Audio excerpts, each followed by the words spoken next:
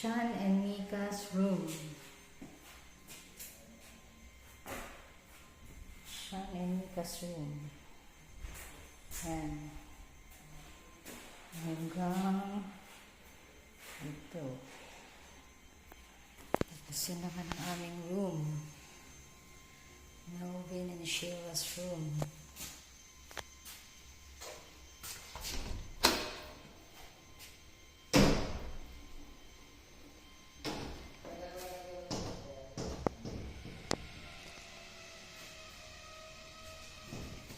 Mainit.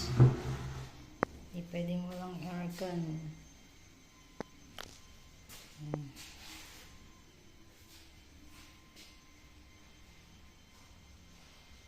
Wala pang tiles sa gitna.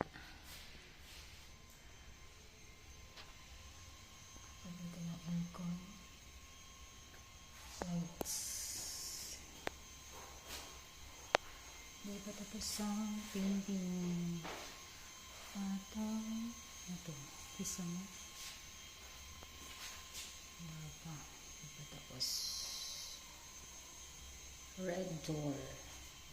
Red door. Diba na ulit?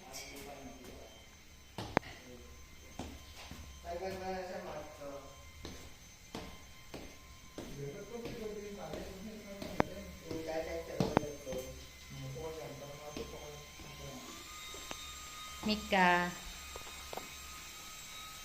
Merienda. Init. Ang init. Super init pag 3 o'clock buffet.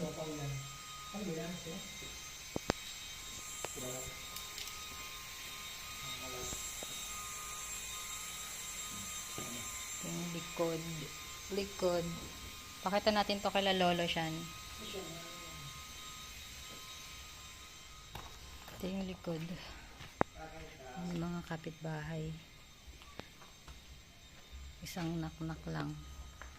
Kita na. Pero ito ay kuklose namin sa likod. Hanggang dito.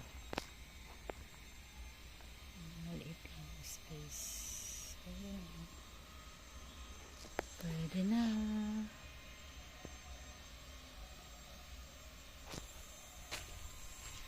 Oh, may guard doon. Nagbabantay si Kuya. Hi, Kuya. Tulog si Kuya.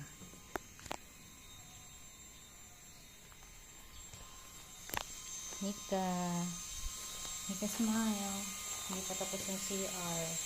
Nandun pa yung inodoro at lababo mo. Hindi ko makita yung dito banda siya. Mukha tayo dito. Pero tingin ko may tiles dito sa ano eh. Yan o. Gaganyan ko. May nakaharang na plywood. Sana may tiles na. Last time wala dyan eh, sa gilid.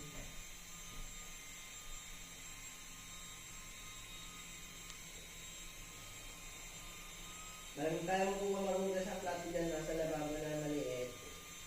Habang wala pa tayong lababo sa likod. Pwede naman, pero dapat walang mga kanin-kanin.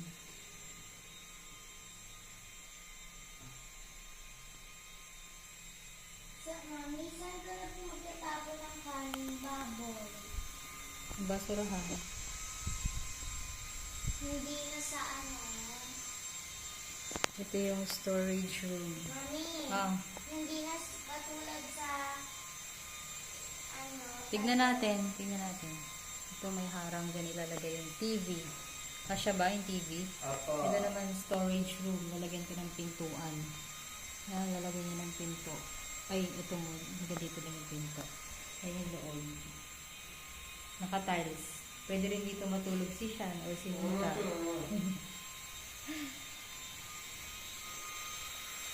Smile. Smile kayong dalawa. Smile. May aking ta. Hati-hati.